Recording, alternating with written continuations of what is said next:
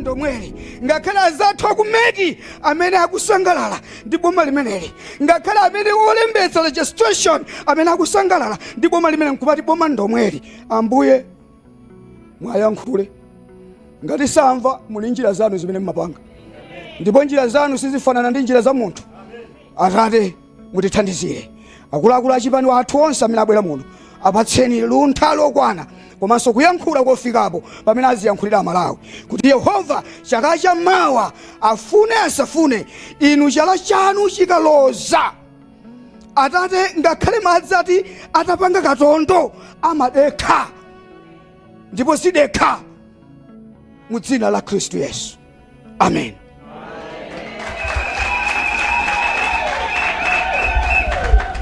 Haleluya. Iya ipemphero lotentha ndithu tasisimuka nalo zikomo kwambiri. Pa nthawi ino tayankhula kale kuti sititenga nthawi iyayi. Msonkhano uno cholinga chake nchona kuti zipani 4 zilankhule malingana ndi chisankho cha 2025 general elections. Sono tisanapitirire tifuna kuti muziwe kodi ali kusogoloku ndi ndani.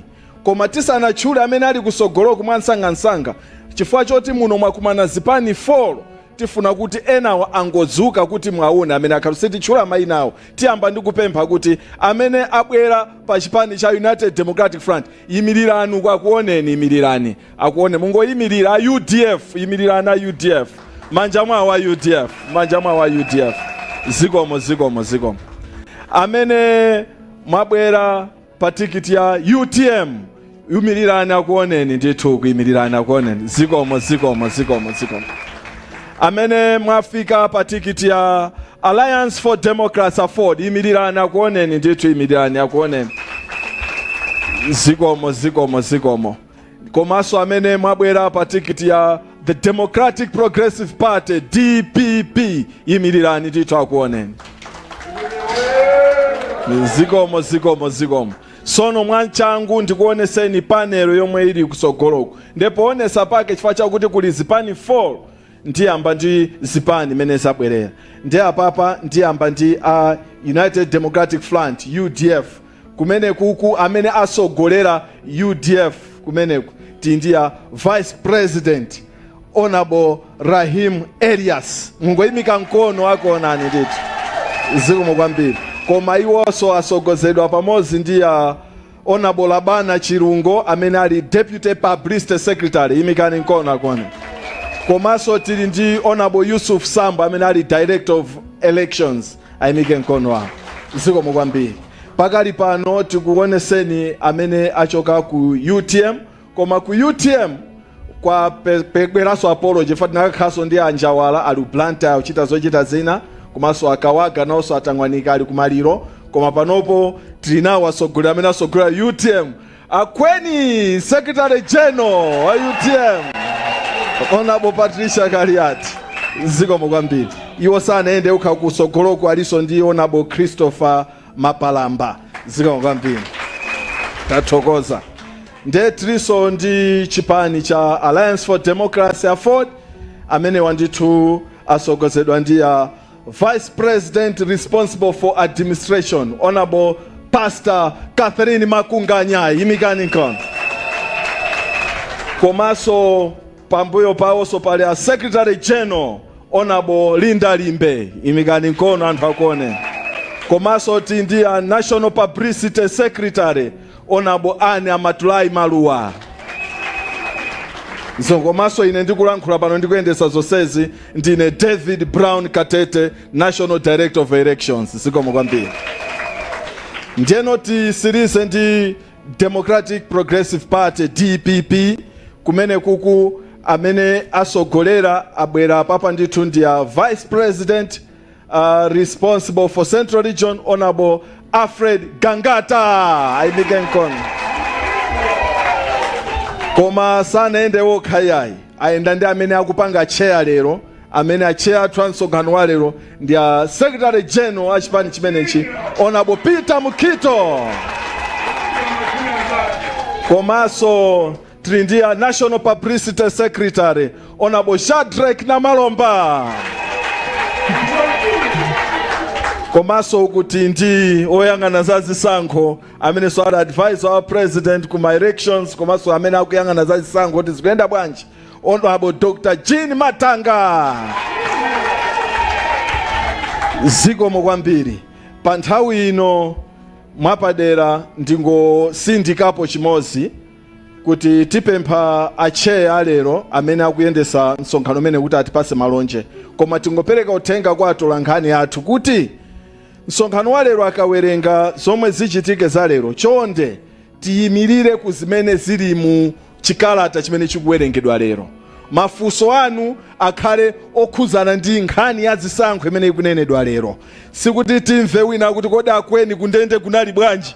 Iyayi, sikuti timve wina akuafusa kuti akodi mafuta avuta Malawi muno opposition mukuti bwanji. Iyayi, imeneyo izafikapo nthawi imeneyo. Khawina atifusa mafunso ena, koma tufuna kuti tiyime pa nkhani ya chisankho. Ndepa nthawi unoti apemphe acheya amene akuyendesa mwambo umenewu, Honorable Peter Mukito, kuti atipase opening remarks, malonje otilandira, ikatero tizusa amene atiwerengere mawu mchizungu, kena kuti zazusaso amene atiwerengere mawu mchichewa. Honorable Peter Mukito, over to you.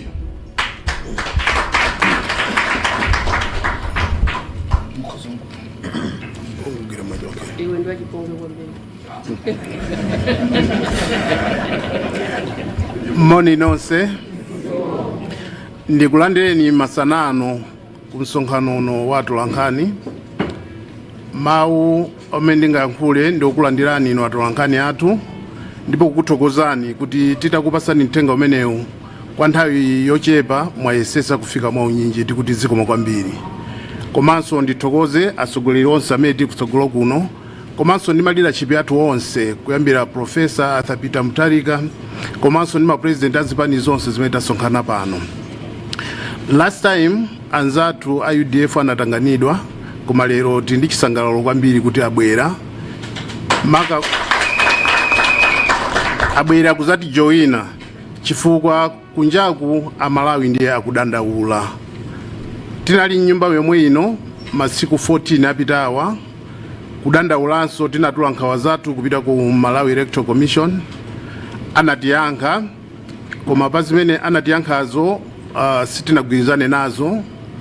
Komanso tili mkati momwe mwa siku 14 amalawi ena anapita kukadandaula ku khoti, ndipo akhoti anapereka chigamulo chawo kuunikira kuti a National Registration Bureau apite kumene kukulembesedwa kalembera wa Malawi Electoral Commission, ndipo munthu amene alibe akathandizidwe pa sentapo pamene akuchita registapo.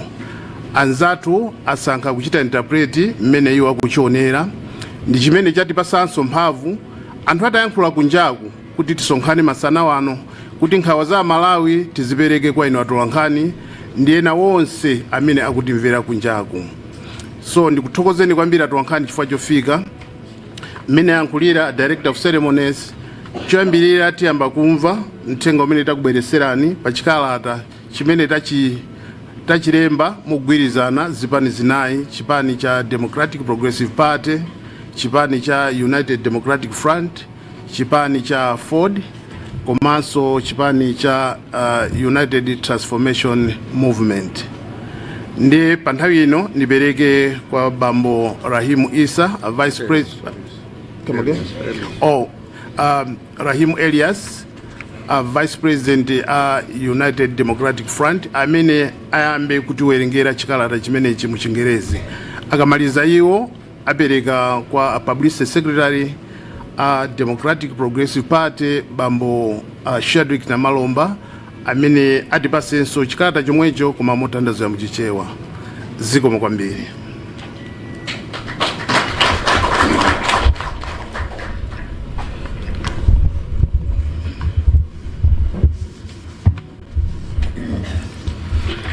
Zikomo kwambiri.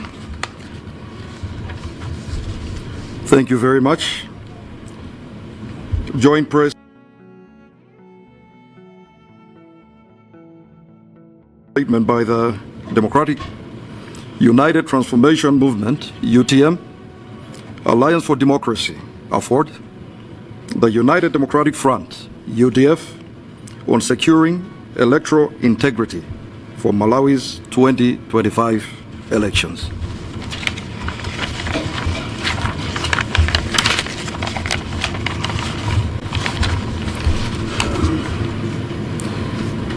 We, the Alliance for Democracy, AFORD, the Democratic Progressive Party, DPP, the United Transformation Movement, UTM, and the United Democratic Front, UDF, stand united to deliver this urgent follow-up to a press briefing of October 16, 2024. Our voices resonate with the frustrations of countless Malawians. Despite our legitimate and pressing demands to address the critical threats through the integrity of upcoming elections, the Malawi Electoral Commission, MEC, the government, and related entities have shown a shocking level of arrogance and indifference. This blunt disregard for our cause is not merely a failure of governance. It is an outright assault on the democratic rights of all our people and profound betrayal of the trust they have placed in us as their representatives. We will not tolerate this negligence any longer.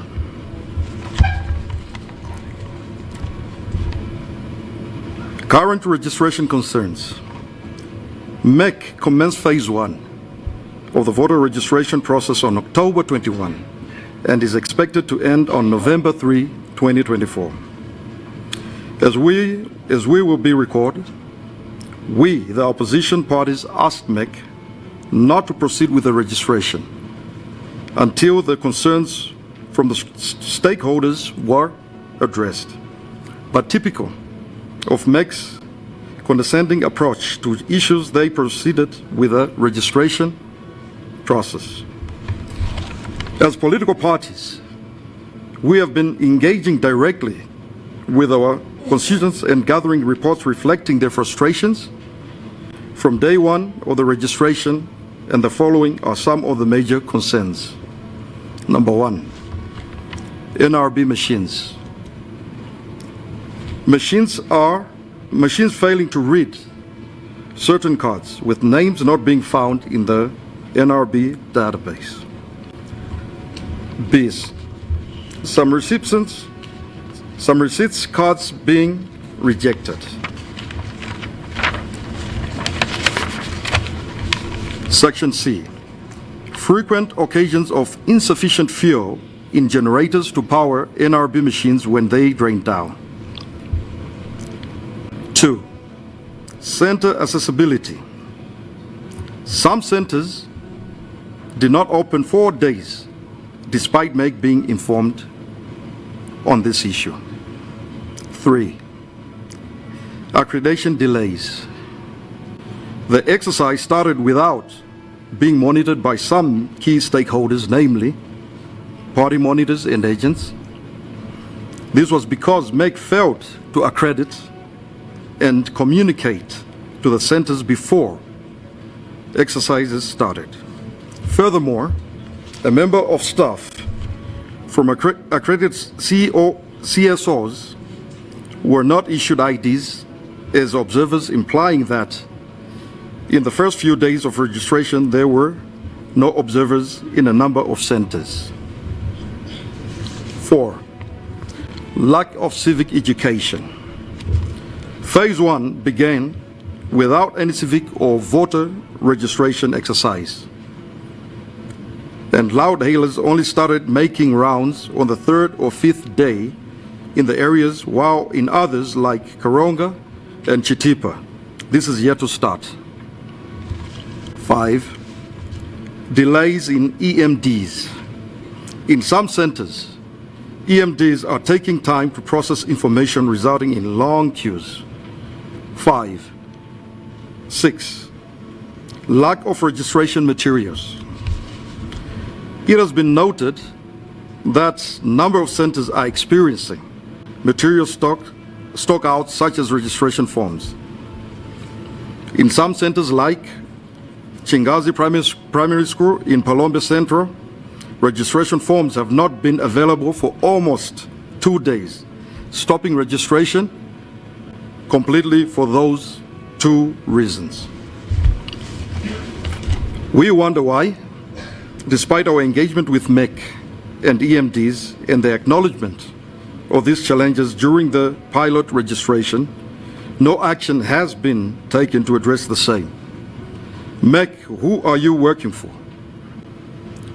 This is the question every Malawian is asking. Sorry.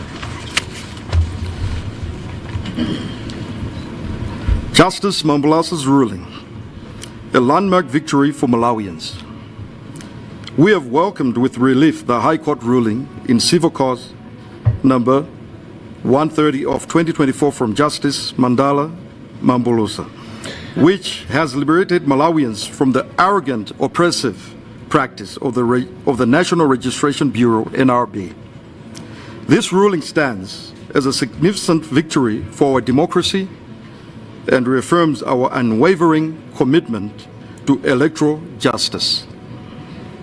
The ruling addressed critical issues of requiring a national identity card as the sole proof of eligibility for voter registration, as mandated by Section 12 of the Presidential, Parliamentary and Local Government Elections Act, 2023. Justice Mandala Mabulusa has ordered the NRB to facilitate accessible registration at MEC centers, ensuring that eligible voters can obtain national IDs and thereby support universal suffrage. We have, however, noted with some serious concerns that following the High Court ruling, NRB, in the usual condescending and arrogant attitude, has issued a statement clearly shunning the side-by-side registration directed by the court. We have also witnessed other state agencies, such as the Malawi Broadcasting Corporation, misinforming the public about this ruling. We condemn this behavior and demand a total cessation of such nonsense. It is our understanding that Justice Mandala Mabulusa has ordered the NRB to facilitate accessible registration at MEC centers, ensuring the eligible voters can obtain national IDs and thereby support universal suffrage. Doing something contrarily is submersion for the rights of eligible voters.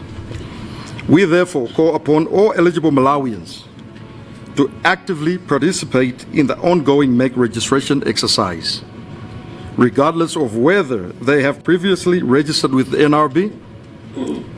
The court's order is unequivocal, and we must remain vigilant against any attempts to subvert it. Eligible voters being denied registration by NRB at MEC registration centers must take a record such offense and report to party monitors and COs observers accordingly. Together, the AFOD, DPP, and UTM, UDF assure Malawians that we are dedicated to serving your interests.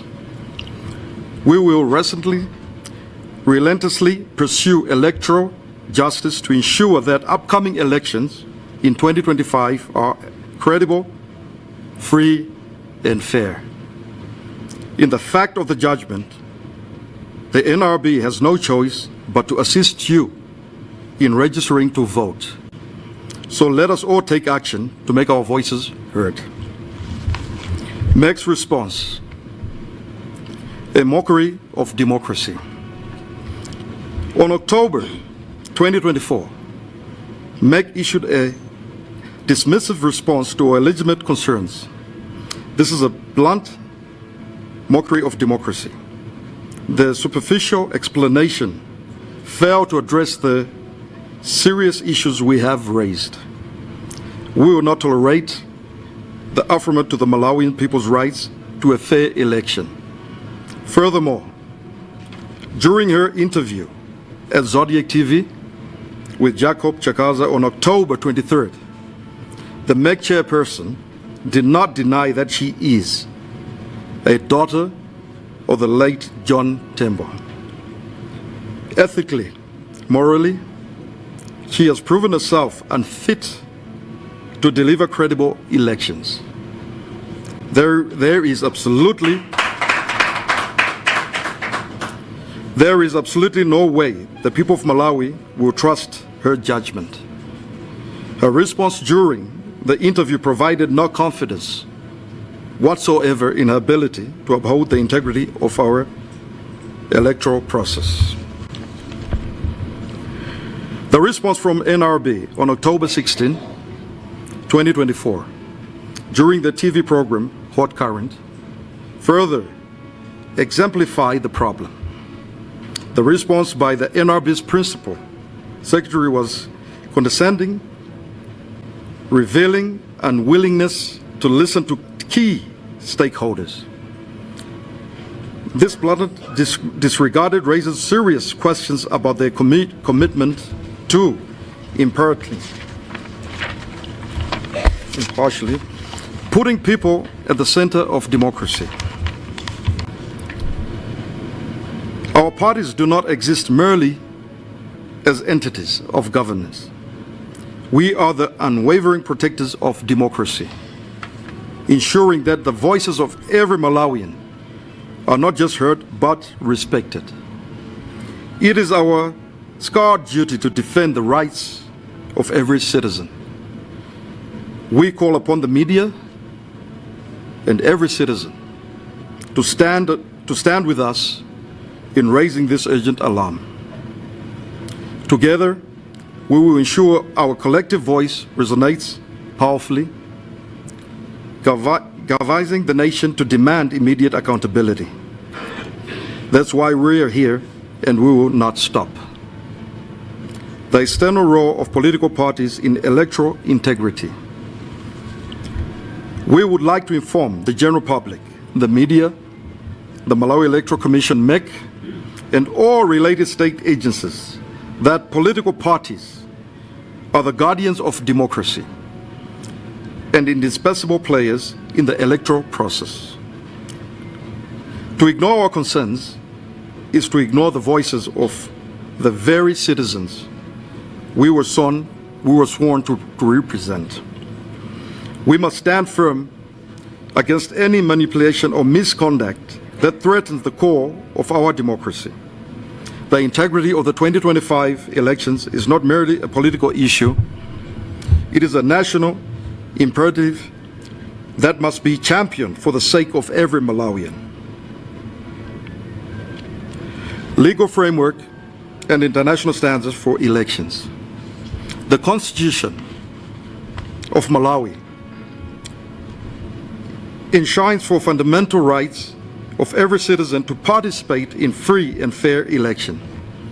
I quote Section 40, subsection 1, states that every citizen shall have the right to participate in the affairs of the state directly through free chosen representation in accordance with the law.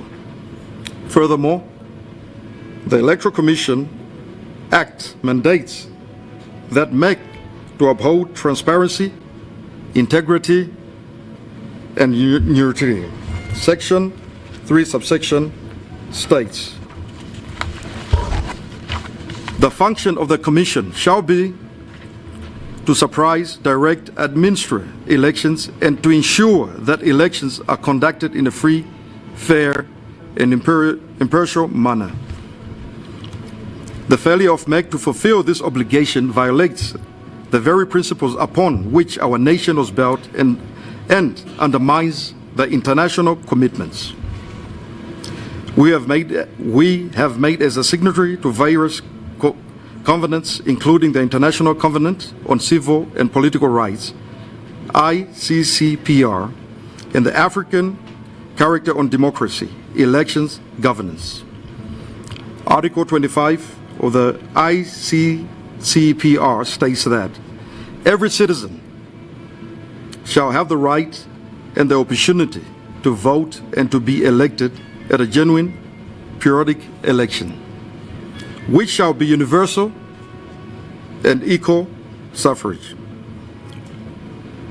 Malawians' commitment to these principles must not be taken lightly. Protecting our hard-earned democracy. Our journey to democracy began in 1993, symbolizing the promise of freedom, equality, and opportunity for all. We will not stand idle and allow these hard-won rights to be sacrificed for the sake of political convenience.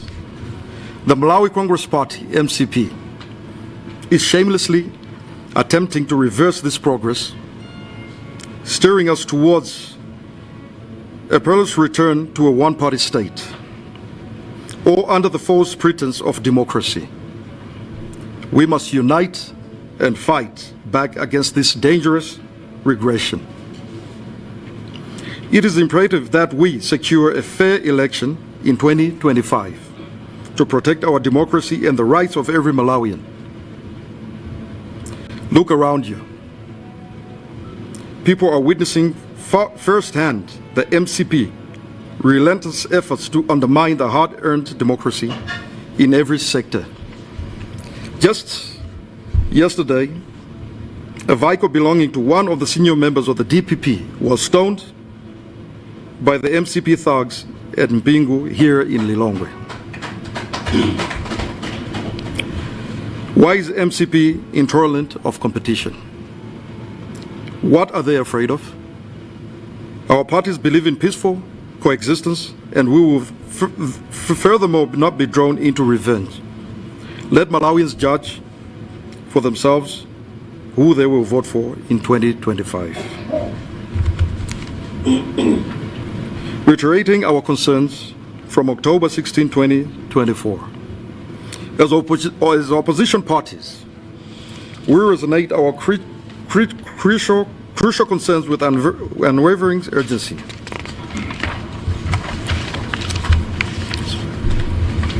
Smartic contracting.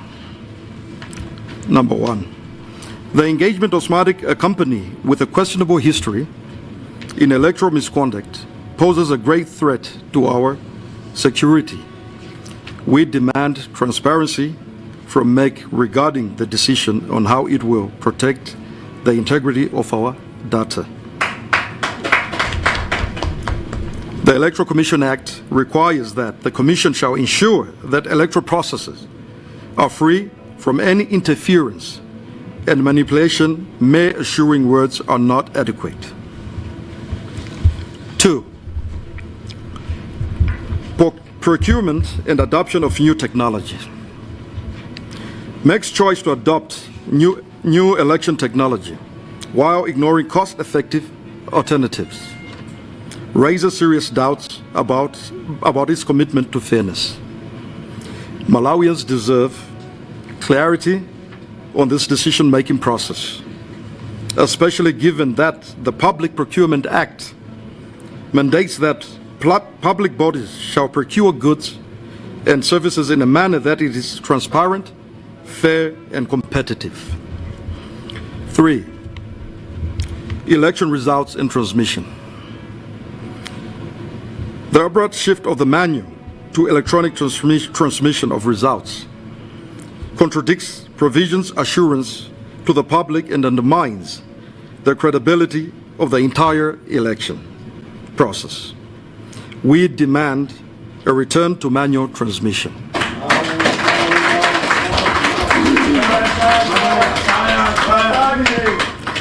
A safeguard against manipulation, as the Electoral Commission Act states. The method of transmission of results shall be fair, transparent, and variable. The electronic transmission is not verifiable. 4. Independent ICT audit. We call for a thorough independent audit on MEC's technology systems to ensure transparency and security.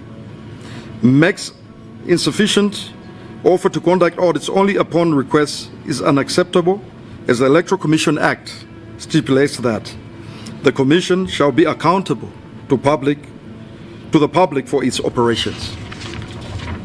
4. Appointment of MEC's officials. The apparent partnership of MEC's chairperson and CEO jeopardizes the integrity expected in their roles. We demand the replacement with impartial appointments. The Electoral Commission Act emphasizes the need for the Commission to be free from any political interference or influence. 6. NRB registration process. The NRB's failure to ensure equitable voter registration, especially in opposition strongholds. It is a blunt attempt to disenfranchise specific voter segments. Immediate correction of this injustice is external, as the National Registration Act mandates that every citizen shall have the right to apply for registration as a voter. NRB should desist from playing games with the order by Justice Mandala Mambulusa. NRB should be stationed at all the MEC registration centers to register all Malawians eligible to vote. 7. Transparency and accountability. MEC's ongoing refusal to engage stakeholders in meaningful is a declaration of duty. We demand genuine actions that demonstrate a commitment, transparency, and accountability, reflecting the fundamental principles of good governance outlined in the Public Governance Act. Urgent demands and planned actions. Apart from the previous demand, which were standing firm for and will ensure that are met, we need MEC to temporarily suspend phase 1 or the registration process immediately and call for a stakeholder review of the whole process, especially in view of Justice Mandala Mambulusa's ruling and the arrogant stance taken by NRB against this ruling. Failing which, from 14th of November 2024, we will activate the following actions nationwide.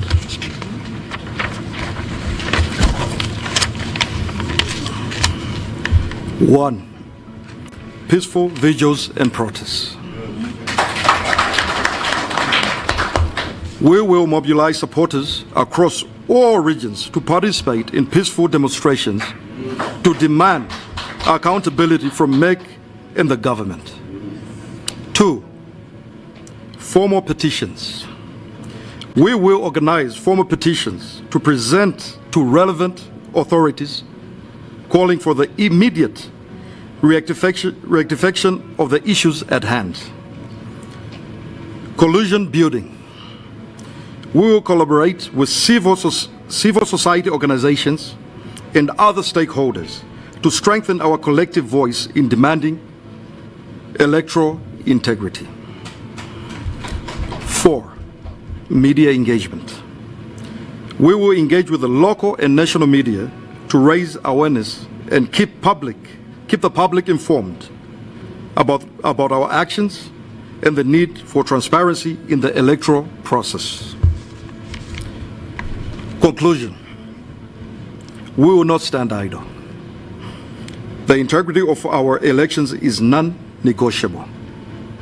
We will remain vigilant and committed to ensuring that the will of the people is respected and upheld. Together, we call upon MEC and NRB to take these concerns seriously and act swiftly to restore public confidence in the electoral process. We remain united in ourselves to protect democracy in Malawi. Thank you.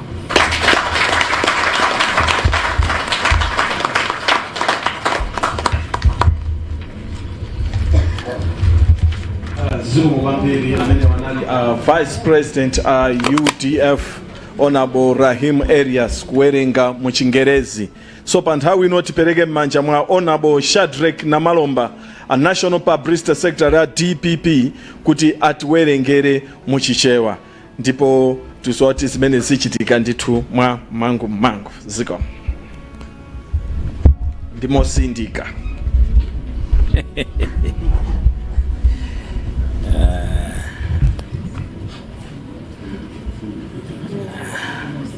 Zikomo kwambiri kuti mwandipatsaso mwayi woti ndikathe kuwerenga kalata imene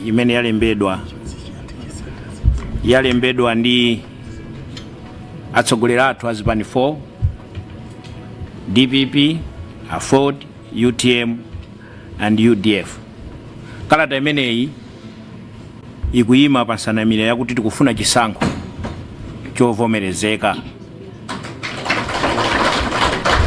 Sitikufuna Malawi Electoral Commission kapena NRB atiwonongere chisankho cha chaka chamawa. Ayi. Ndiye tabwera pano kupitirira kudzudzula mkhalidwe wa mabungwe awiri amenewa ndi mbuye wawo amene ali Malawi Congress Party.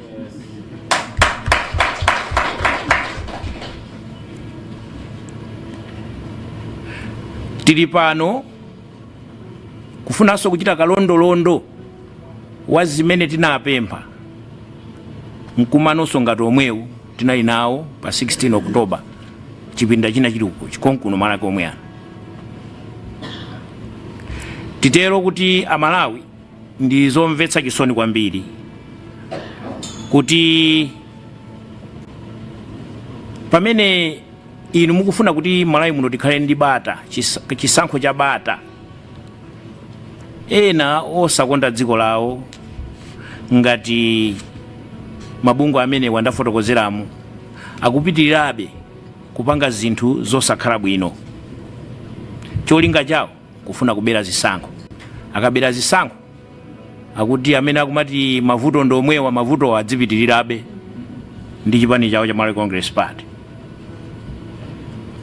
Tingokumbutsana zimene tinafotokoza ulendo woyambirira titakumanaso momwe muno.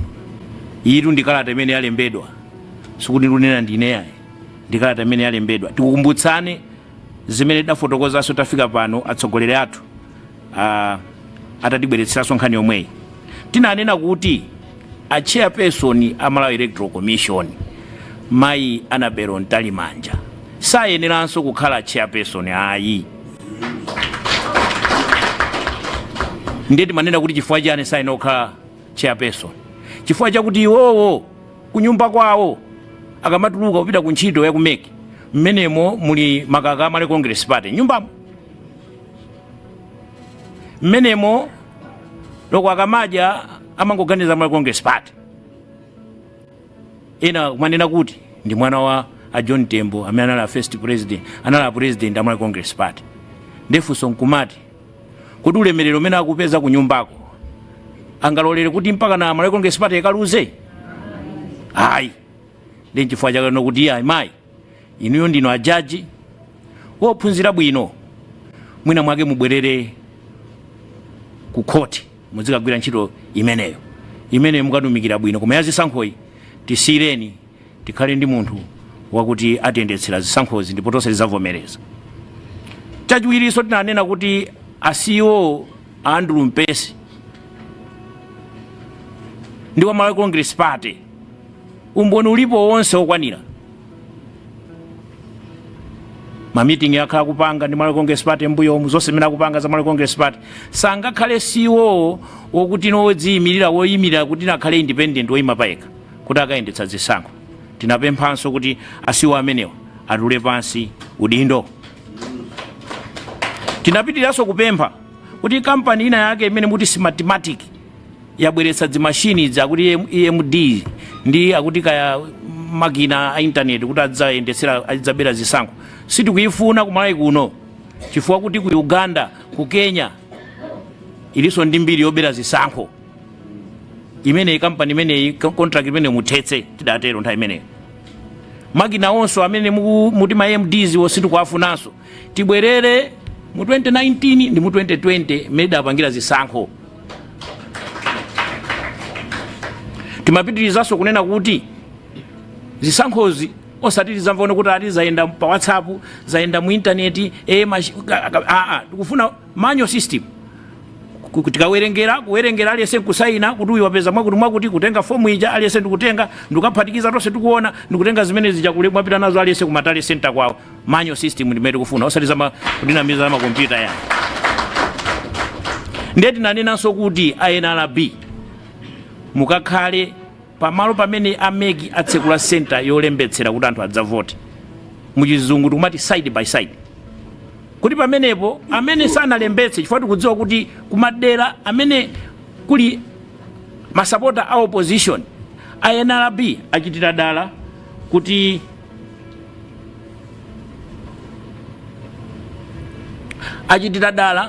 kuti anthu amene akusapota zipani za opposition asakhale ndi chanzika akatero kuti salibe chanzika akuti nthawi yoti ameka afika asakalembetse kuti akavote. Nanenanso kuti zimenezi zichitike. Komano chomvetsa chisoni Malawi ndi chakuti tikunena pano tsiku la lero lino palibe ndi chimodzi chomwe chimene chachitika. Ameki sadapange ndi chinthu chimodzi chomwe zimene tafotokoza zija loko ANRB sadapitebe kuti akakhale pamene pala ameki.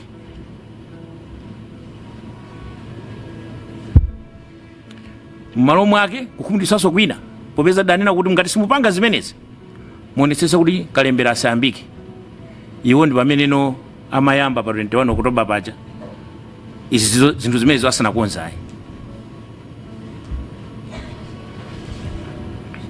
Ndiye kumalo kumene ayambako kuli kuchitipa kudedza kubalaka kuchiradzulu kuphalombe ndi kwina kotero kupezekanso kumeko kuli mavuto ochuluka zomwe zomwe timanena zija kupezeka kuti anthu akapita kumeneko akubwezedwa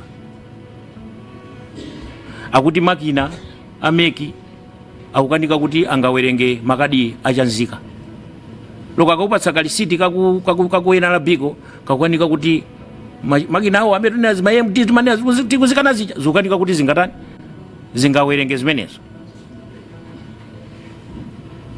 Masenta ena kupezeka kuti amene atsekulidwa awo ena pamata 3 days 4 days asanatsekulidwe masenta akuti ayifiwero kulibe oyendetsera magenerator ayi mafomu sanapezeke mafomu sanafike woti anthu angafire kuti akapange register. Ndiye pali mavuto osiyanasiyana ena kupezeka kuti oyang'anira zisankho amene osapatsa danga osapatsa mpata wakuti akapitirire kuonera zisankho. Mapeto wake tikunena pano akuti amaliza wiki inoyo koma tinene zona Malawi loko kumene kudedza muliko kapena kubalaka muliko mutivomereza kuti mwina mwake ngati masenta amene atsekulidwa mwina angotsekulidwa masiku 3 okha. Kodi ndiye kuti kutepanga chonchi ndiye kuti munthu ampatsa mwayi wa mu constitution wakuti akakhale kuti nayeso akakhale ndi mwayi ovotera ayi amuphera ufulu akutiphera ufulu.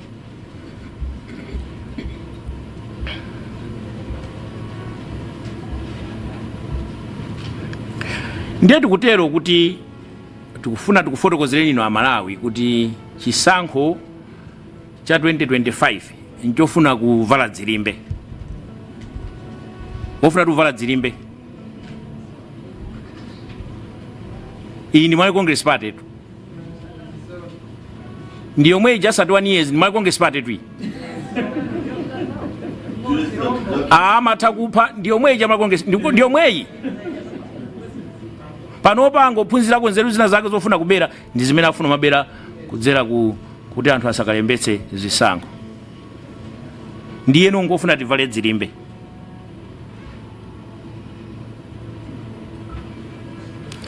Ifeyo tikuyimabe pa ndondomeko mweyicha yakuti ameke NRB musasokoneze zisankho mdziko muno.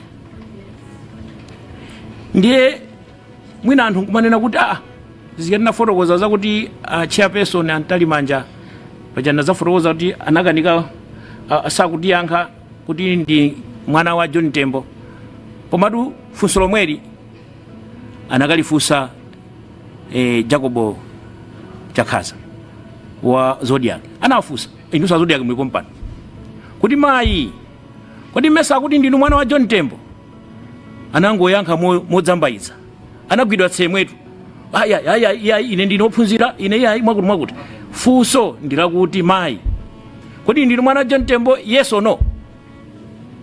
Mayi anakanika kuyankha, kungovomereza kusonyezatu poyera kuti ayi mayiwo ali mmene tafotokozera. Nawonso asambo onso atafunsanso pa TTV chimodzimodzi osagwira pena nkumane kuti asambo wanso bwanji mesa atinda civil servant nawo kumapanga za mali Congress bwanji. Ndiye tikupitiriza kunena kuti apano tikufika nkhani ya judgment imene atuluka ya Justice Mambulasa amene anena kuti iyayi nkhani ya zisankho iyende mwa ndondomeko. Timati titero Amalawi kuti kumalawi kuno kuli anthu ena, ndipo ndiyambe kuti kumalawi kuno mulungudi alipo kunja kuno ndipo kumalawi kunonso kuliso anthu ena amene mulungu amayenda amadzera mwa iwo ndikupanga zinthu zabwino. Munthu mmodzi mwa anthu Amalawi amenewa ndi ajaji amene wawa Amambulasawa. Ndimafuna tiathokoze chifukwa chigamulo chimene apanga iwo chakunena kuti Malawi inali sasazunzike, Malawi yese akhale ndi mwayi wokhala ndi ID, ndipo akakhala ndi mwayi akakhaliso ndi mwayiso okavotera. Chiganizo chimenecho ndi chachikulu kwambiri. Timafuna kuti mulungu akudalitseni.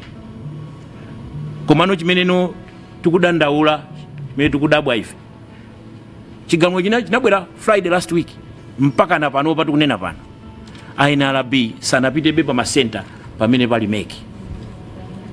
Kodi ya meki NRB ali pamwamba pa malamulo a dziko lino? Chifukwa chani akupanga zimenezi?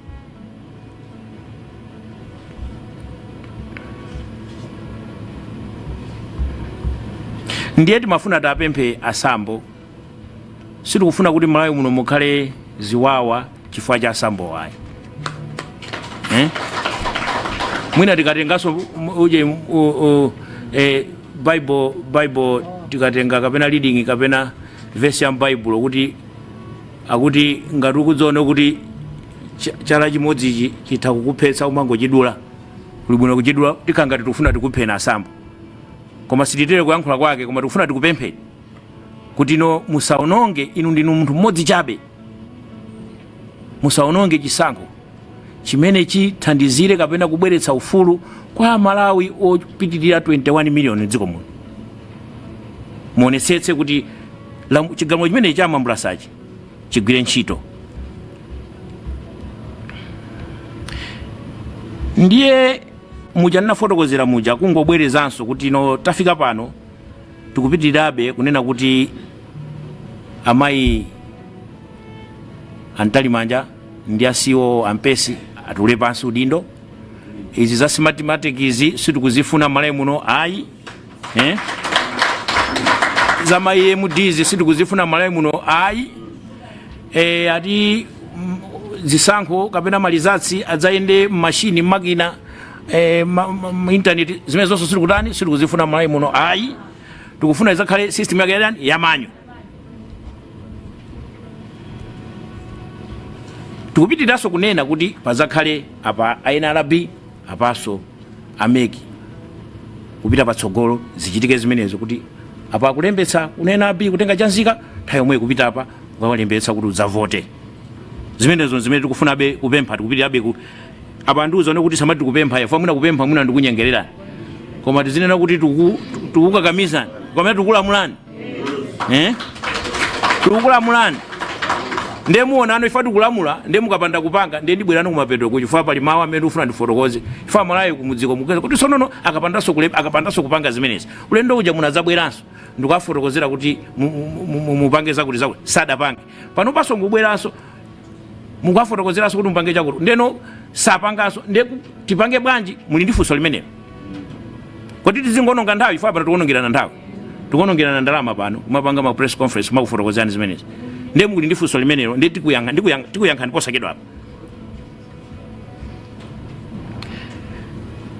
ndiye tikutera kuti chifukwa cha mavuto amene takumana nawowa amene tikumana nawo mpaka na pano tikunena kuti ameki ilino ndo demand kapena kukulamulani kwinanu kumene tikulamulani pano kalemberayu muyimike kayi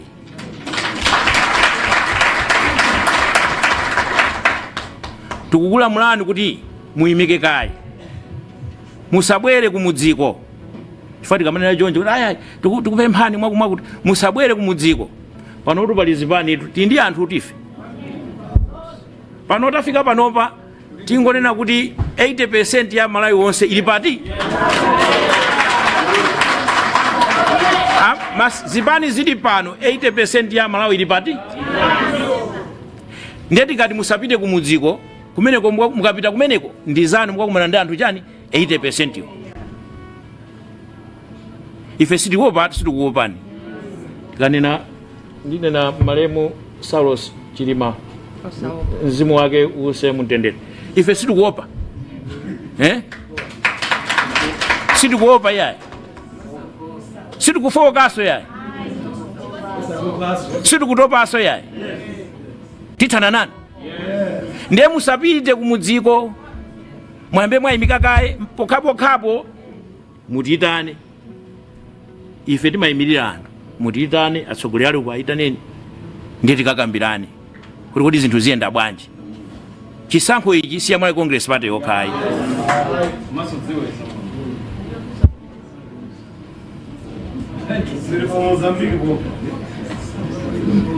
mbomwe ndikumbutsa silufuna kale ngati Mozambique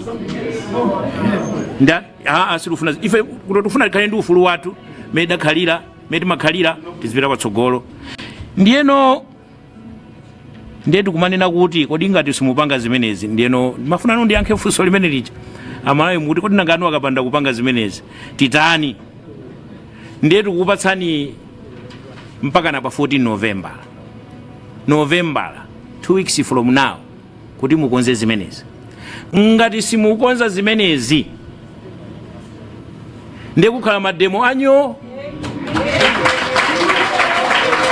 munchizungu amalemba kuti ati peaceful demonstration mademonstration sakhalaso peaceful ngati munthu wakwiya yayi ndiye tikhala ndi mademo anyo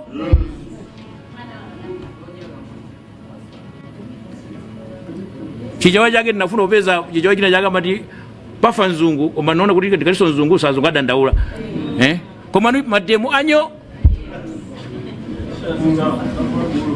pafa bulu pamudzi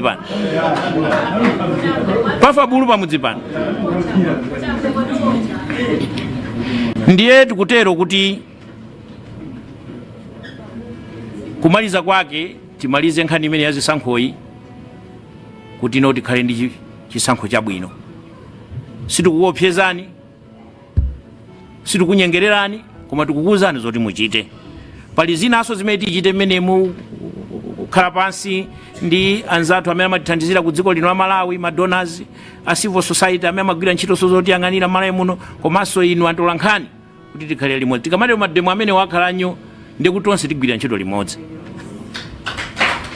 koma petopeto ndiyeno tikufuna tikutsimikizireni a Malawi ife kunoko Zipani zili kunozo sitikuopa wina aliyense sitikuopa Malawi Congress Party abusa aja anapemphera kuti pali anthu ena ake amitu ikuluikulu sitikuwaopa anthu ena ake azimimba zikuluzikulu sitikuwaopa kaya zala sikisi sitikuwaopa ndiye inu kumekiko samalirani inu ayenera b samalirani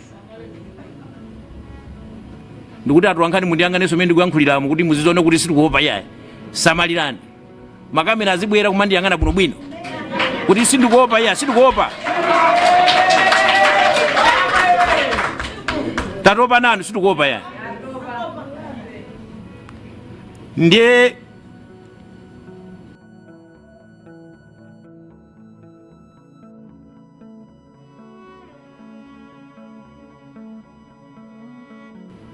ndirekeze pomwepo zikomo kwambiri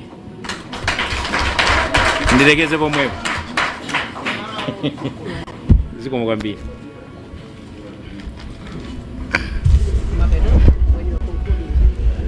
zikomo kwambiri tithokoze tamva ndithu mwamvemvemve kuti zonse zomwe zalankhulidwa apa aliyese wamva.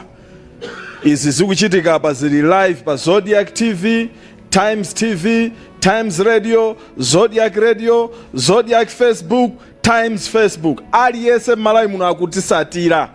Sono tikuzoti Amalawi wonse amva. Ndiye pa nthawi ino tipereka mpata kwa atolankhani mwatisanatero ndawuzidwa kuti pali comments pang'ono 1 minute kwa anthu awiri kuti tipereke chabe mpata ochepa nzoti atolankhani nawo akuchita kupukusa mutu kuti ndi mafunso omwe alibe chifukwa zakoma zinthuzi. Ndiye pa nthawi ino tipereka ndaona mkono kwa National Publicity Secretary a chipani cha Alliance for Democracy Afford afuna ayankhule pang'ono kenako tipanga zikomo kwambiri tingomba nkota kunena kuti bungwe la NRB limene ntchito yanu ndionetsetsa kuti nzika iliyonse ya dziko lino la Malawi mwayipatsa chiphaso imene ndithu yakwanitsa zaka 16. Komanso bungwe lija la MEC amenenso ntchito yanu yayikulu imene Amalawi anakukhulupirira nayoni ndikuonetsetsa kuti dziko lino la Malawi lili ndi chisankho chabwino kwambiri. Ndi Amalawi kunjako akuti akudabwa nanu chifukwa mukhala ngati kuti pali masewera amene mukusewera amene Amalawi sakwamvetsetsa. Ndi Amalawi afuna akudziwitseni kunena kuti Amalawi ndi amene adafuna kuti mdziko muno mukhale ufulu ozilamulira pawokha. Ndipo Amalawi amene wawa nthawi imene anakonzeka kuti china chilichonse chichitika olomiyayo yawo ichoka mdziko muno koma kuti mbado amene ukubwera udzakhale kuti ukudzilamulira ndithu mwabwinobwino. Ndi Amalawi kunjako akuti zimene adamenyera zija zaka 30 zadutsazo siziti sizimenezi. Ndiye uthenga amene Amalawi akufunanso kuyitsindikizira NEC tsiku la lero MEC Malawi Electoral Commission ndionena kuti mukumakonda kumazemberera kunena kuti zinthu ngati sizikulongosoka ndi NRB chifukwa choti sinakwanitse kulemba Amalawi ambiri kuti akhale ndi chiphaso cha unzika. Ndiye funso limene Amalawi akufunsani ndionena kuti iniyo tikupatseni chitsanzo kuti ndinu beka amene ndi ntchito yake yobeka makeke ndi kumagulitsa kwa makastoma ake.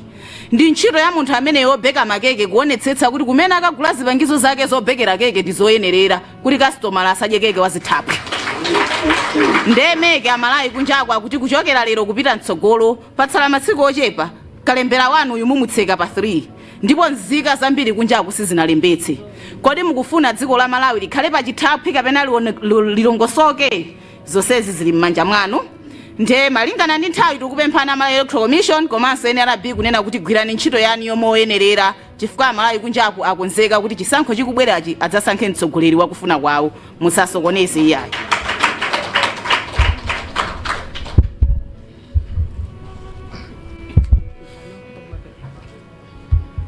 zikomo kwambiri ndipereke kwa osiriza tisanapereke kwa atolankhani amene ali Dr. Jean Matanga ona za zisankho kuti beauty achite. Zikomo kwambiri pa nthawi ino zimene zikumachitika ku Malawi kuno kuti tizikhala tikumagamba nkhani ya MEC nkhani ya NRB ndi zinthu zodabwitsa kwambiri chifukwa NRB ndi MEC zinakhazikitsidwa ndi malamulo a dziko lino la Malawi. Si kabungwe kodi tangopangana kuseri kuti kabungwe akakena kake kodi kutsatsata malamulo a dziko la Malawi. Amene anakhazikitsidwa ndi malamulo a dziko la Malawi kuti atumikire Amalawi onse. Ndiyeno ngati for example bungwe la Malawi Electoral Commission ali ndi malamulo amene amatsata amene amati Malawi Electoral Commission Act. Ndiye ndifuna ndipange court section 3 subsection 3 section 3 subsection 1 imanena kuti ntchito ya Malawi Electoral Commission ndi kupanga supervise, kupanga direct and administer elections. Komanso to ensure that elections are conducted in a free, fair and impartial manner. Muchichewa free ndiye kuti chani mwaufulu mosati kupingana fair mokomena wina aliyense, impartial mosakondera. Ndiye malamulo amati choncho. Ndiyeno malamulo amakhazikitsidwa kuti atumikire malo amene akhazikitsawo. Malamulo a dziko la malo lino ndoti ateteze malo wina aliyense. Ndiye munthu aliyense ophwanya malamulo amene okhala kuti alangidwe. Si choncho. Ndiye kuti apa tonse tikudandaula kuti meki sikutsata malamulo. For example, nkhani ya chisankho timatchula kuti it's a cycle. Sulimangochitika lero. Pali zambiri zimene zimayenera kuti zichitike kuti masankho achitike. Kumakhala nkhani yophunzitsa anthu kuti adziwe za chisankho, kumakhala nkhani yoti chabwino tikalembetse chisankho, kumakhala nkhani yoyang'anira pati monitoring ndi zinthu zambiri. Zonsezo zikuyenera kuti zichitike mokomera wina aliyense kuti chisankho chikhale free, fair and impartial. Ndi apa ngati kukamba izizi tikuonetsa kale kuti chisankho chimene chichi sichili free, fair and impartial chifukwa mbali ina ya chisankho chaphwanyidwa kale. Ndiyeno panopa sikuti chisankho ndikuvota kokha. Kuti lero chisankho chakomera wina aliyense chambire konse, kandi kuphunzitsa anthu, kandi kuvota, kulembetsa ndi china chilichonse chikhale chakomera wina aliyense. Ndiye panopa ngati fair Malawi tikuyambira tunena panopa kuti meki ndikhulupirira simukufuna kuti mudzapezeka kuti at the end of the day you are being accused of running my elections amene asali free, fair and impartial. Ndiye kuti iniyo muthawe nkhani ngati imeneyo mukuyenda ndikuyambira panopa musinthe. Ndiye what are we saying? Nkhani ndiyakuti for example takamba nkhani ya civic and voter education. Pakati panopa mu phase 1 imene ilipo pakati panopa sinachitike moyenera. Anthu amba kupanga zimene zimotani mochedwa mu phase 1. Ndiye nkhani ndiyakuti kodi anthu amene akulembetsa registration mu phase 1 akhala ndi mwayi ofanana ndi phase 2 and 3? Ndimafuna ndimva Malawi. Akhala ndi mwayi ofanana? Answer is no. Si choncho. Ndiye kuti nkhani imene ndiye kuti panopa meki kwena kuti yambirenso so that ipereke no fair ground kwa wina aliyense. Ngati kuna kuti ife tikutumikira Malawi onse mofanana tenti ambirenso kuti aliyense akhale ndi mwayi ofanana. Chifukwa tikazisiya chonchi ndi tikupereka mpata kwa anthu a phase 2 okha ndi phase 3. Ndiye tisapange zimene tena tirani tiyambirenso. Nkhani ina ndi NRB malamulonso a dziko lino akuwauza kuti kulembetsa Malawi wina aliyense mutimo mu dziko lino. Funso nkumati kodi NRB kulemba Malawi wina aliyense? Ayi. Ndiye kuti akuphwanya chani malamulo amene atani anakhazikitsa. Ndiye panopa amakhoti athu komanso Amalawi ndinu tenti judge. Mabungwe amene akuphwanya malamulo a dziko la Malawi linolo talekerere. Zikomo kwambiri. Ndiye ndikambeko nkhani ya transmission of results. Nkhani ndiyakuti kodi chinthu chimene sichinasweke timachikonza? Chimene sichinaonongeke timachikonza? Galimoto yosaonongeka timayikonza? Nkhani ndikuti ayi. Ndiye pakali panopa 2019-2020 bungwe la electoral commission linapanga transmit zotsatira za chisankho kudzera mu nkhani ngatibati ya manyo zowerenga za pepala. Pepa tilembalemba mamondera zasayira pamene paja aliyense ndikusainira ndikusangalala nazo ndikukalengeza. Kwa pakali panopa akuti zimene zijayiyayi koma ziyende mmatani machine. Kodi zimenezo ndizoona? Kodi chimene chala kuyika ndi zinthu zimene zabweretsa boma iliri? Boma iliri nabweratu panopa chifukwa cha manyo transmission yomwe ija. Ndiye chayipa ndi chani lero? Ndiye nkhani ndiyaku tenti sakonze chinthu chimene sichinatani sichinaonongeke. Tenti pange titsate njira imene Malawi aliyense anayikhulupirira ya chani ya manyo transmission. Sitifuna timvenso kuti ipali ka hybrid ka chani ayi. Chomaliza ndi nkhani yakuti pagulu ngatili pano pali mazipani 4. Palibe mmodzi angangodzuka kuti ineyo anthu muli pano zipani 4 pano amene takutetezeni ndine. Zosatheka. Tukena tonse tikambirane. UDF, AFOD, DPP, UTM tigwirizane. Kuti amene titeteze ife ndi ndani. Si choncho. Ndiye nkhani ndiyakuti chisankhochi nchokhudza tonse Amalawi. Ndiye tikuti for us to have confidence that this election is free, fair and impartial, komanso there are no issues in there, tufuna tonse tigwirane manja, abwere wina wake auditor atiyang'anire zimene zija. Si choncho. So no one should claim monopoly of security. Chifukwa chisankho sichameki. chisankho chini cha ndani cha Malawi. Therefore all of us have got a responsibility to make sure kuna kuti tonse we are happy ndi kutani ndi chisankho chimene ichi chakuti security yake tonse takhutira nayo si choncho. Ndiye nkhani ndiyaona kuti ameki mukada kuti mukumbukire you are there to save Malawians.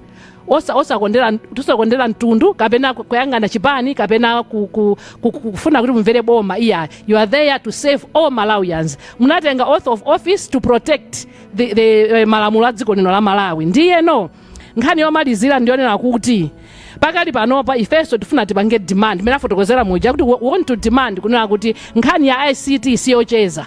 Chifukwa nkhani imene ndiyoti titeteze ma elections athu komanso kuti tonse amalawi tikhale okhutira. Suti pamapeto ake tidzapezeka kuti amba kumati iyayi kodi apa potapanga bwanji patapanga bwanji. Tilole ena ake achiyang'ana chisankhochi kuyambira pano mpaka kumapeto. Zikomo kwambiri. Amenewa azimayi lerotu akulavula moto kuja kunali ane Matulai Maluwa analavula moto apaso pala Dr. Jean Matanga na walavula moto pamapeto muzamvaso akweni kuti alavula bwanji koma pakali pano tipereke kaye kwatola nkhani nde nthawi ndimene sikutilola komano tifuna mukamadzitchula mukamafusafuso muzitchule dzina lanu muzitchule dzina komanso kumene mukuchokera. Nde taona nkono poyambirira apa kena kutipita mungofusa limodzi tikangotha pamenepa akangotiyankhira nduti tupanga summarize chifukwa ma TV stations athu aliso ni ma live programs pompano so tutamangsani nthawi kuti zonse zithe mwachangu. Zikomo kwambiri. Ine ndi Pemphero Malimba, Reporter Times. Mwina mwakhalapo mukunena kuti mwina pali nkhawa zokuti ena akhoza kubera chisankhochi pogwiritsa ntchito machine ameneyo. Mwina tinganena kuti pali umboni umene muli nawo kapena mungotengera kuti nkhawa kapena titi mantha potengera kumbuyo kuti chisankho cha 2019 mwina sichinaende bwino. Komanso mwakambapo zokhuzana ndi kuti anthu madera ena sanaudziwitsidwe bwino nkhani yokhuzana ndi ndondomeko yovota. Mwina ngati Zipani mupangapo zotani pofuna nanunso kuti mwina mwazindikitse anthu pa ndondomeko yolemba anthu mkaundula. Zikomo.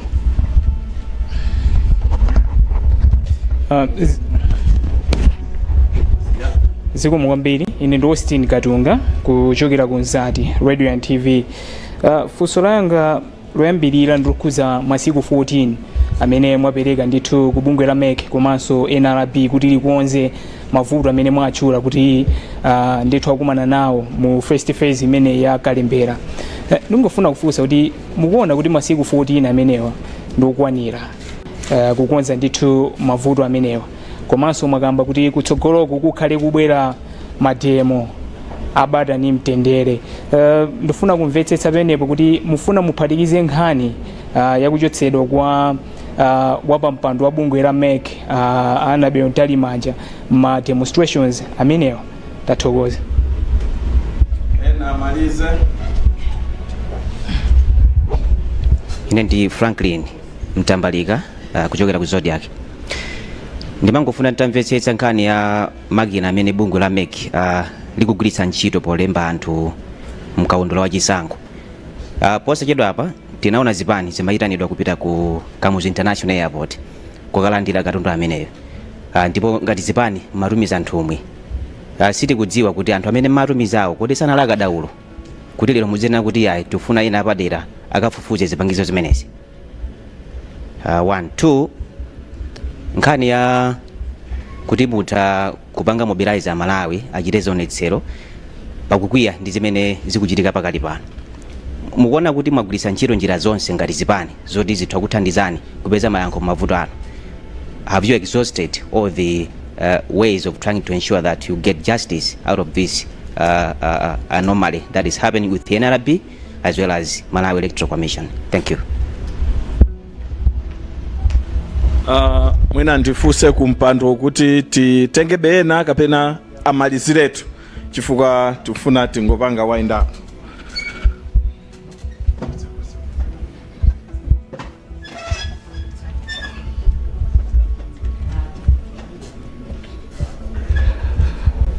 Zinanga ndi Kondwani Nyamasauka reporter wa Channel Africa SABC Chinyanja Service.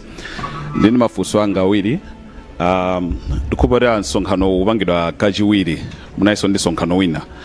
Kodi ulendo oyambawo mwina anakupatsani mpata oti muthe kukumana nawo kukambirana amene mapanga complain kunena kuti mwina ngati ameki ni mistake head orders ena. Funso lachiwiri munafotokoza kunena kuti omaliziraja munafotokoza kunena kuti sizingatheke kuphwanya chinthu chomwe sichinaonongeke. Are you sure kuti chisankho cha 2019 or 2020 chinenda bwino makamaka 2019? Zikomo kwambiri. Timalize, tikamaliza apa nduti tapseda zonse. Zikomo kwambiri. Ine ndi Patrick Kachere kuchokera ku Umunthu FM. Ndi mafunso anga awiri. Funso loyamba ndi lokhuzana ndi nkhani imene mwakambapo makina amakono amene ma EMDs.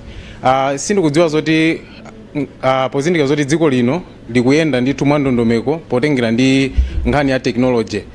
Tinene zoti mwina ngati Zipani mukudana ndi nkhani yokhuzana ndi technology kapena mukhazikitse ndondomeko zotani kuti ndondomeko ngati zimenezi zikuyenda bwino. Funso lachiwiri ndi lokhuzana ndi taonapo Zipani ziwiri zomwe zili pano zinalowapo mboma. Mwafotokozapo kuti mwina mbali ina muli ndi mantha. Tinene zoti mwina mukudziwa amene anthu amaberera zisankho mboma. Zikomo. Inuyo mumalize. Zikomo kwambiri. Dzina langa ndine Tom Kamanga kuchokera ku GPS TV. Funso langa ndi limodzi. Tinaona makamaka nduna ya sama uthenga Moses Kunkuyu ku Blantyre panali press briefing anakambapo kuti ngati boma ndiyo kuonzeka kuti akathe kuyitanitsa ma stakeholders zonse kuti mukakambirane za mavuto amene tikukamba chisankho. Mwina mafuna tidziwe ngati Malawi kuti munakhala kupokale pansi ngokambitsana kuti mukhale simubwera ndi press briefing imeneyi komanso mwina malingaliro amene mukunena kuti ama demonstrations tsogolo. Zikomo kwambiri. Zikomo.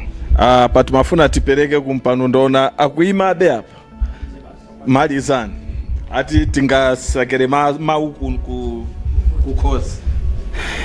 Dzina langa ndine Robert Chandilira kuchoka ku Blantyre Synod Radio. Funso langa ndili lija mwafotokoza kuti mwina wapampando wa meki athe choke pa mpando pa zifukwa zimene mwafotokoza. Ndiyeno sabata yomweyi wapampando anazafotokoza atafunsidwa kunena kuti iyeyo amachita kusankhidwa ndi Judicial Service or Judicial Service Commission. Inu ngati Azipani muli ndi ganizo lofuna mwina kukumana ndi bungwe amene department imene imasankha mayina awa? Zikomo kwambiri.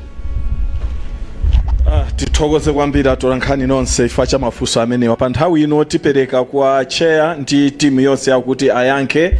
Akamaliza kuyankha pa mapeto tipempha akweni azamatirira zonse kusesa zonse kuti timalize. Koma pakali pano tipereke mpata kwa amene angakwanise kuti ayambe kuyankha. Ndaona mkono kaye kwa amayi Matanga.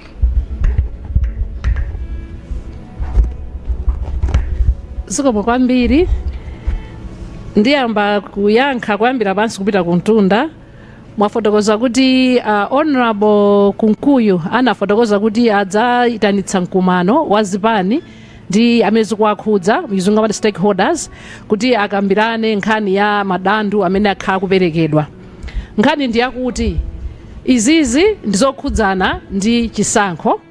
Andamene amayendetsa chisankho ndi bungwe la electoral commission ndamene apatsidwa ndi mphamvu kudzera malamulo a dziko lino. Si munthu wina aliyense, si nduna, si ndani, komano bungwe la electoral commission. Ndiyeno bungwe la electoral commission likafuna kuti lipereke uthenga kwa anthu okhudzana ndi mene akonzekerera olopa afuna ankhe madandu olopa akhale nkhani iliyonse amatanitsa msonkhano uja timawutchula kuti nekofu. Nekofu ndi msonkhano umayitanidwa umene umakhala ndi anthu onse amene zisankho zikuwakhudza.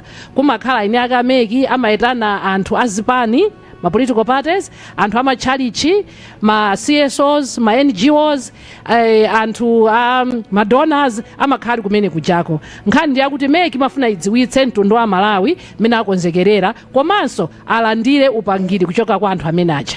Ndizo zakhazi kuchitika takumanawo ameki atiuza zimene amene akonzekerera and ma stakeholders aja apereka upangiri wawo. Koma nkhani ndi yakuti kodi meki iyo ikumamvera upangiri? Answer ndi yakuti ayi. Iwo afuna upangabe amene akufunira iwo safuna kumvera zimene ma stakeholders amene kwakhudza chisankho akuafotokozera. Ndipo lisofunso lina lakuti kodi are you worried with the technology or what? Tukamba kama zaki technology pano. Nkhani apa siyobisa sutiyendanenso kumbali. 2019 2020 sikunagwiritsidwa ntchito technology iliyonse. Nkhani yake ndi yakuti timafuna kuti Malawi wina aliyense akhale ndi okhutitsidwa kuti palibe china chimene chingachitike pa nkhani ya chisankho. Timadziwa kuti nkhani ya zinthu zoyenda m'machini chilichonse chitha kuchitika. Sizobisaso sikumalawi kunokokha dziko lonse lapansi. Ena afidakhalako ndi mwayi okayendera kukapangana monitor zisankho ku dziko maiko akunja ngati ku America ndi kwina kotero. Ngakhale ku America ma counties ena samavomera nkhani yopanga transmission ya electronic. Amadziwa kuti zoyenda m'machini chilichonse chitha kutani kuchitika. Nde ife who are we ngati Malawians to say kuti yeah. Okay? So apa 2019 2020 zinali zachani zamanyo. Ndiye nkhani imene ndi yakuti zamanyo zayenda bwino aliyense wakhutira nayo. Ndiye waye nawo kubweretsa zoti zimatani zimabweretsa zosokoneza. Okay? Ndiye pali nkhani ina yakuti kodi was the election in 2019 conducted well? From my perspective, yes. Why am I saying so? Akanakhala 2019 election sinapangidwe bwino. Bwezi lerolo ngakhale even aphungu amalamulo aphungu akunyumba ya malamulo kulibe. Ngakhale makhansala kulibe. Chisankho chimakhala chisankho chapatatu ngati mukumbukira chimakhala cha president cha phungu komanso cha kansala. Sichoncho ma process onse chisankho chimene chija anakhudza magulu atatu onsewa. Chifukwa chani zibangokhudza president yekha? Nkhani yakuti sinofuna ndipite in detail. In simple terms chisankho cha 2019 chinayenda bwino. Chimodzimodzi mene chinayendetsera 2019 chimodzimodzinso 2020 chinayenda bwino. Palibenso kusiyana 2019 ndi 2020. Ndiyeno mwadiso nkhani ina kuti kodi have all the channels been exhausted to resolve the issues? Nkhani ndiyoti ma channel oti ndetu I think apangidwa exhaust. Takhati kumabwera pano as political parties kudzapirira madando athu. Ifeti ngati ma political parties we belong to bungwe ngati machula kuti CMD, Center for Multi-Party Democracy, timakumana mene monse timaperekaso madando athu. Ndakambako nkhani ya NECOF. Mabunge mije magulu osiyana siyana mene khati mwapititsako madando athu komanso including kumanawo ameki ani yake tokha maso ndi maso. Ndikupatseni chitsanzo ameki anayendetsa pakatipa ndondomeko itimati pilot phase tonse tikuyidziwa. Anati kuyesera kuti kodi akayamba registration yeneni yenda bwanji ndi anayamba ndiyo yesera ija. Atayesera ife azipandi sitinakhutire ndi chani ndi mmene zinayendera zinthu. Koma iwo ameka anatiuza kuti atikonza zonse ziyenda bwino komano nkhani ndi yakuti atakonza zimene zija kunalibenso mwayi oti tikaonedi kuti zinthu zatani zasinthidwa. Tinangochoka kumene kuja straight kutani kuyamba no registration. Mapeto ake ndi zimene zikuchitikazi. Nkhani yakuti zinthu sizinatani sizinakonzedwe. Ndiyeto nkhani yandiyo kuti kodi where parties not part and parcel of the receipt of the machines. Ndiyeno bwanji simu anthu anu osanafunse. Nkhani ndiyakuti zoonadi azipani anayitanidwa kukalandira machine. Koma nkhani ndiyakuti kodi nkhani nthawi yogulayo kodi azipani anali part and parcel of that? The answer is no. Machine tinakalandiradi. Komano nkhani yoti ifeyo were not part and parcel of the procurement process. Would have interrogated and said kuti ya izizi awa watamvera is bwanji musinthe mutenge chani company ina. Ndiye pali nkhani ina yakuti kodi ifeyo ngati Zipani, what is our role in civic and voter education? Ifeyo tili ndi mbali antupanga zimenezo Zipani zonse pano zikutengapo mbali. Zikupanga situ tudali ameki yokha nafeso tili ndi njira zambirimbiri zimene tikuphunzitsira anthu athu. amene kuti anthu atuluke akavote. Komana udindo umene ulipo kwambiri wa dziko lino ndi wa MEC, chifukwa iwowo amakhala ndi budget ndalama za ndani za Malawi kuti aphunzitse Amalawi mofanana. Ife tipanga mbali koma mmene mukuona ife ndife zipani za makala zosiyanasiyana, simwaona pali yellow pali blue pali red. Ifenso tili ndi anthu athu amene akutitsatira. Mwina tikalimbikira anthu athu aja mudziwa bwanji pamene waja akuyenda kutumika Malawi ina aliyense mosaonera mbali mosaonera kala, ndiye wakenda ndi udindo wambiri wotani wophunzitsa Amalawi dziko lonse la Malawi. Ndiye I think ndikafika pamenepo ndasira anzanga kuti awonjezere zikomo.